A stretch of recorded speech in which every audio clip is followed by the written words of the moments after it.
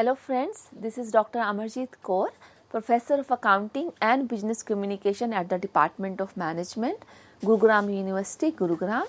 This is my privilege that I am here with you to talk about principled negotiation. This is a very important topic where we are going to talk about one particular approach in negotiation, which is known as integrative negotiation or principled negotiation. So, principled negotiation is also known as integrative negotiation. Through principled negotiations, parties can often reach a better agreement by identifying interests where they have different preferences and making trades-off among them. So, friends, as the name suggests, principled negotiation, and this is also known as integrative negotiation. So, we have talked about negotiation approaches, and one of the approach towards negotiation is to have an integrative negotiation, which is known as the best approach because that focuses on problem solving and is known as win-win approach, right? So, exactly that's what we are going to talk here in principled negotiation. So, this principled negotiation is where is the negotiation where parties are trying to reach to a very good agreement which is beneficial to both the parties and trying to identify that what are the interests of the other party. So, this is my interest, I know my interest, of course, right? I am sitting on the table, I know my interest that I want this much part of the pie, but what is the interest of the other party? What is that they really should get to be happy, to be comfortable and to run the agreement for long, or to run the relationship or this business association for long, right? So, we are trying to find the preferences and the interest of the other party as well, so that there is a trade-off between the between the expectations. So, both of the parties could get maximum pie of the share by having the achieving the outcome of the negotiation in their favor. So, that can be possible, that can be achieved only if there is a good communication between the parties and other party which is which know that what does they want, but trying to know from the other party that what are their expectations. So, both parties are trying to know each other's expectations. That is what principled negotiation targets for. Further, the principled negotiation is used to solve disputes and understand each party's interest.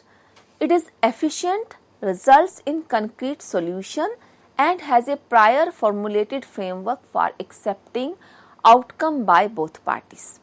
So, principled negotiation is used to solve disputes, right, by understanding each other's interest, because the moment I say no, I really don't accept your offer, I need this much, otherwise I am leaving. So, there is a kind of disagreement, dispute, right. So, what will the other party, if interested, would do, would try to know, okay, what is your interest, what is that you must get. So, that can happen if we follow the principled negotiation, which we call as integrative as well. And it is a very efficient negotiation because it results in some good solution which is concrete in nature, right? And in this negotiation we are following a well formulated framework. Whatever the outcome is going to happen, both the parties know that we are using a well designed framework to achieve some result which will be win-win situation for both. So, this is what is the principled negotiation. Further, principled negotiation, the key to negotiating a beneficial outcome is the negotiator's ability to consider all the elements of situation carefully and to identify and think through the options. In principled negotiation, a negotiator will find out the interest of the opponent party beforehand. So, friends, let me explain this. So, in this principled negotiation, what happens? The negotiator's ability, that how good a negotiator is in understanding the element of the situations, all the elements. This is a possible outcome. This, if we change this proposal to this, what is the possible outcome? This is something the other party must get. This is something which I must get, right? All the elements. Who are the suppliers? Who are the buyers? What is my power? What is others' power? Also the traits of the business. So we are trying to assess all the elements carefully and identify, by talking, by exploring options, more and more options. The end result is beneficial to both the negotiators, for both the parties. So this is one aspect. And in this principal negotiation, what happens, the negotiator will find that interest of the opponent party beforehand. It means I need to be prepared well by studying, by making a phone call, by reading about the party, by looking at the past behavior, past kind of contracts they have, the past negotiation outcomes for them. So as a negotiator, if both the negotiators are trying to do the same thing, are trying to find the interest of the opponent party beforehand, they will be able to take care of what the other party is expecting and will be able to trade off on those aspects which are not important for them to take a position at, and also ensuring win-win situation to the other party, right? It is principled negotiation. It is based on a framework. And for any negotiation, agenda setting is important, and so is for the principal negotiation. So what is agenda setting? Negotiation begin to take shape in the agenda setting phase in as far as the choice of items placed on the table can set the tone and framework for the outcomes that are reached. At this stage, skilled negotiators can make a difference in shaping the process of negotiation. So as you must have read it, the agenda setting is the beginning of the negotiation, but it is equally important in the negotiation theory, and it is part of the negotiation framework under principled negotiation, right? So if you as a negotiator, after reading about the expectations of other, preparing well in advance, so you know exactly how should you put up the things in the negotiation process, like the agenda. First of all, we should talk about the qualities of the price, or first we should talk about the delivery date, or first we should talk about the competitors, first we should talk about the suppliers, first we should talk about the previous assignments we did in this car, whatever. You will be able to decide the sequence of the agenda for the negotiation discussion basis on your preparation, your beforehand reading about, research about the other party, the opponent party, right? And believe me or not, if you are able to stage the agenda well, you can actually make a difference in shaping the outcome of the negotiation. It can really make a difference that how the agenda was set up on the table, how it was actually sequenced. We all know that we have to discuss all the aspects of the the contract we are discussing, the project we are discussing, the product we are discussing, the budget we are negotiating for, whatever, any dispute we are trying to resolve, we have to put up all the aspects. But which part, which aspect to be discussed, to be tabled first in the agenda is important, and any good negotiator who follows the principal negotiation will take care of this aspect. The analysis phase. In the analysis phase, involved parties must navigate through a complex array of issue areas. In light of these features, the formulation phase can sometimes approximate what Charlie Lindborn has called the science of muddling through. Right? It was said in 1958 by Lindblom. So, analysis phase, it involves that parties must navigate through a complex array of issues areas. So, we should understand what are the concerned areas, or important, or the pain points and the important points. This is the pain point for my opponent party. This is something very important. He or she will not let away. So we have to analyze it. So when negotiations are going on after the agenda is started, the analysis phase is very important, where we discuss, we navigate through all the complex areas involved in the negotiation process. And in this, context, we have to formulate sometime, approximate what Charlie said, the science of muddling through. So we need to muddle, as we know, the muddling process. So we need to muddle by analyzing it exactly what all are the important issues, what all are the areas to be taken care, what are the pain areas, what are the must to be given to the other party, otherwise this deal will not be settled down for sure. So we need to analyze all that. Then formulation and implementation. Negotiation theory teaches that searching for a formula to address the concern central to the problem is third phase, an important phase. And then after the third phase, awareness of accountability and the structure imposed on the process of dialogue is also addressed in the negotiation theory. So in the principal negotiation, which negotiation theory says in the principal negotiation, it teaches that we have to search for a formula, a method, a methodology to address the concern which are central to the problem or to the other party. Right? After you analyze it, you are clear that what is important, what is not. So you have to address a formula that how would you address those issues. That is the next phase after analysis one, right? And lastly, we have to be aware of who is accountable for doing what in the negotiation. Once we conclude, I need to submit this document, I need to provide these details in the excess, the whole process of dialogue should be addressed as per the negotiation theory. So we will be now talking about important elements which we call as 7 elements of principal negotiation. So number 1, identifying interest, that who can have the single orange. I will discuss it in few minutes.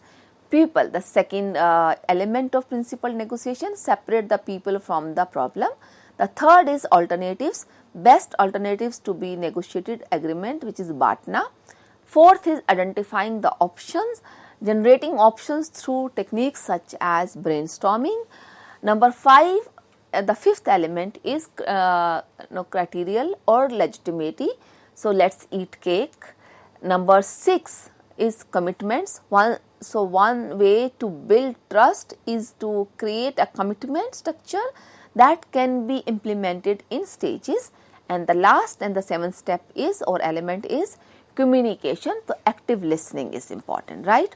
So we are going to discuss these 7 elements of principal negotiation in detail. Now let's take the first one, identifying interest. So here the first element is that the principle, the integrative negotiation can be effective if both the parties try to know the interest of the other parties, the opponent's party, right? So let's understand with the help of small example. Let's say there are 2 kids of a parent, a boy and a girl. So there's one orange left in the house, in the fridge, and both the kids said to the dad or mom that I want this orange, right? So a girl is also demanding the orange and the boy is also said I want this orange. Now what to do? To whom to give? They want full orange. But if it is happening in a business, right, both the parties want one single thing, then identifying interest, maybe here if we explore further, we will find it that the girl was demanding orange for the peel only. She wants to use the peel to make a face mask, face pack. Whereas the boy was demanding the same orange to extract juice, right?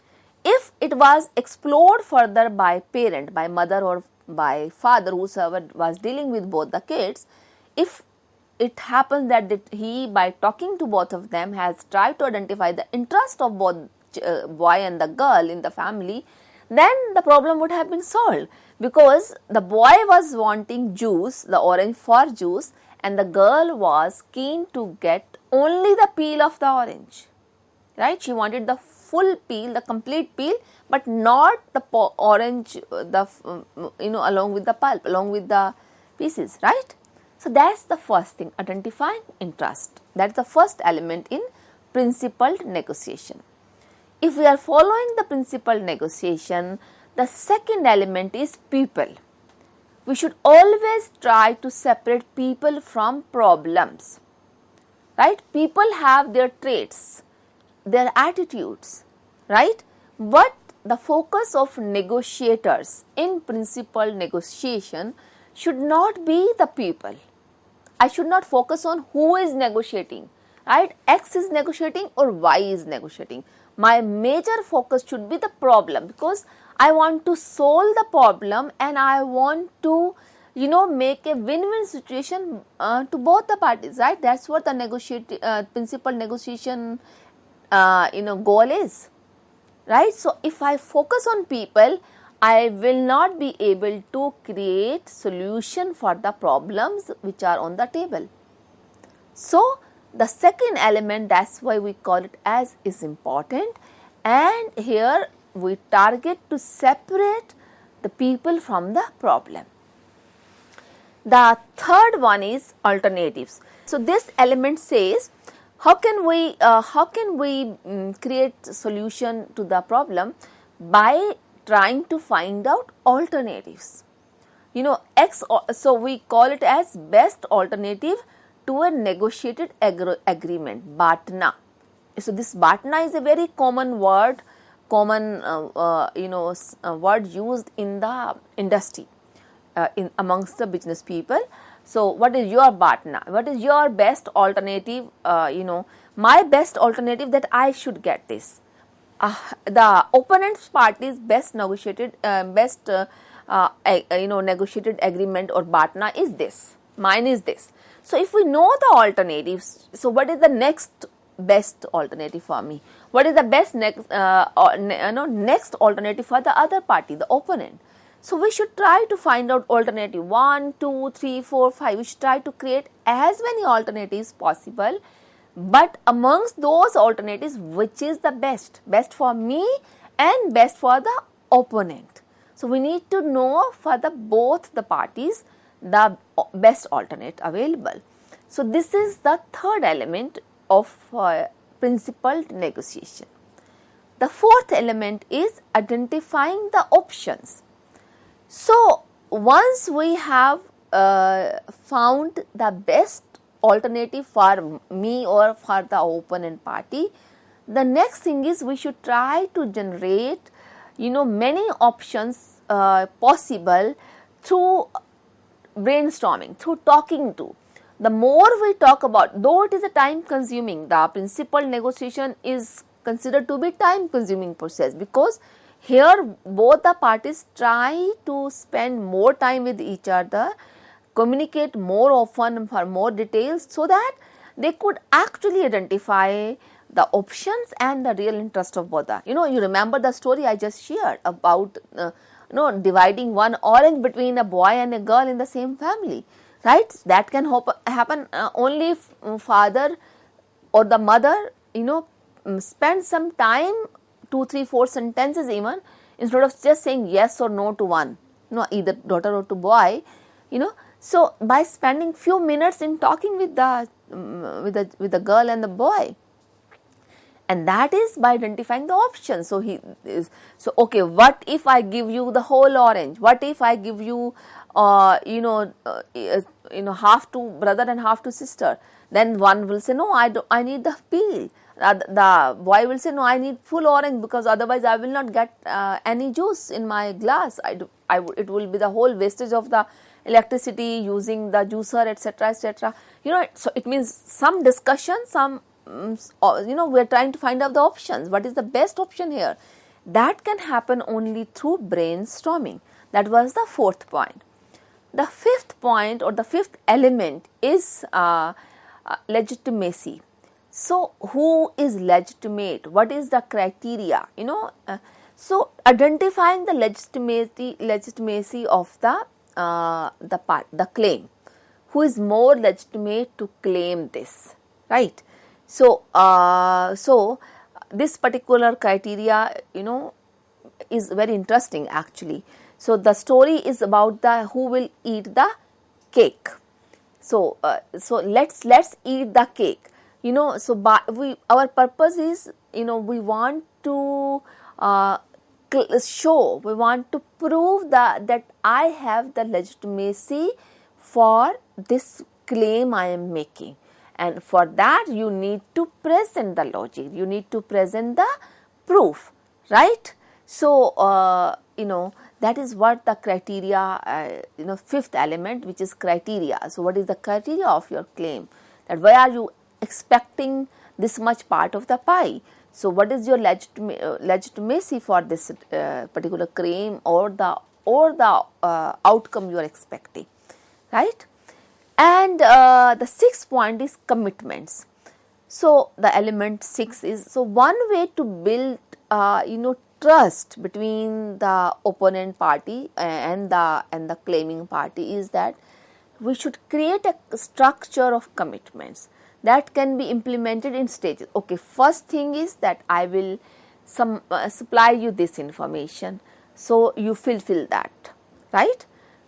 Okay, then in response you will be providing me these designs to me, structural design, engineering designs, whatever the contract, whatever, or the benefits of the product or the prototype of the product, so show me the outcome of this process. If I or bring some past history where same thing has been implemented. So whatever the promises, small to big, could be there. So we may use stages, right? That my commitment is this much in this stage, my commitment is this much, and the other party has this commitment, right? So both the parties, they fulfill their commitment and move to the second stage. So what will happen the moment we fulfill the first stage by actually practicing what we, or by actually delivering what we promised for, we are trying to build trust. As a part of the structure, a trust factor is becoming stronger. A trust is developing between two negotiators, two parties, right? And this is known as the element of commitment.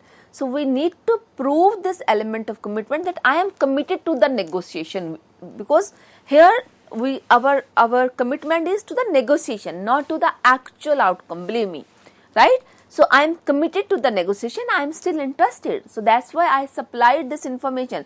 That's why I responded to your mail. That's why I did what I was expected to be doing it in, decided in the last discussion. So this is the whole commitment process and is known as one of the important element of principled negotiation. The last one is communication, and active listening is very, very important. So, so communication, active listening is, which is what is paid, utmost attention at. Communication is always important, and negotiation per se we are discussing as part of communication module only, business communication module only, right? So, this element of principled negotiation says that the win-win situation for both the parties. I hope you remember we started with this point, that this particular approach, this particular the theory of principled negotiation is based on creating solutions, best solutions in fact for both the parties, right? And for that it's important to know the interest of each party, it's important to pay attention to the other party, and that can happen by active listening, right? So if the other party is listening actively, only then will be able to assess the interest part. If I was not able to pay attention to what you are saying, I cannot read what you said, between the lines. I mean, I cannot read your facial expressions, I cannot read, what was between the lines, right? So, active listening means complete, full listening, hear what you said, the mechanical hearing, along with that drawing complete or comprehension, or drawing a complete meaning from that is the comprehension part. And then also, if there was any question, any doubt on what was said or what was pursued, raising question on that, so responding during the communication, and that is what will lead to the best outcome. So, all these 7 elements of principal negotiations are essential. None of them is actually can be underestimated or weighed. We have to weigh them equally. So, to reach to the win-win situation where both the parties are happy about it. So, this particular approach, the integrative approach or principal negotiation, actually was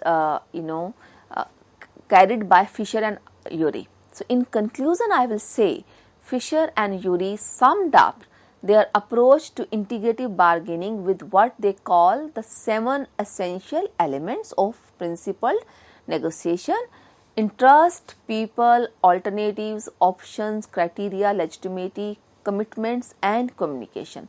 So, Fisher and Urey in 1981, they actually summed up that this principled approach or integrative approach or principled negotiation or integrative negotiation, you may use any of these terms, right?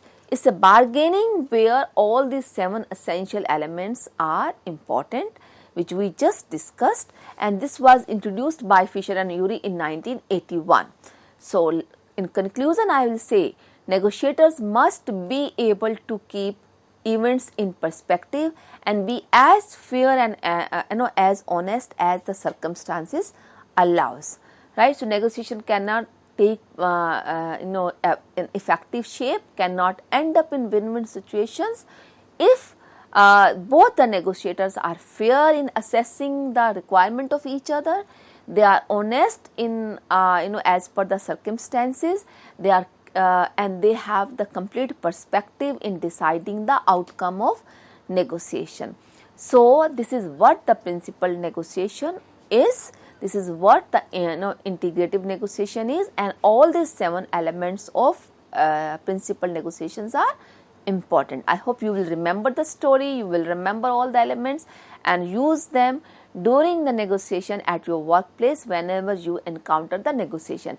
And believe me, we all face the negotiation process.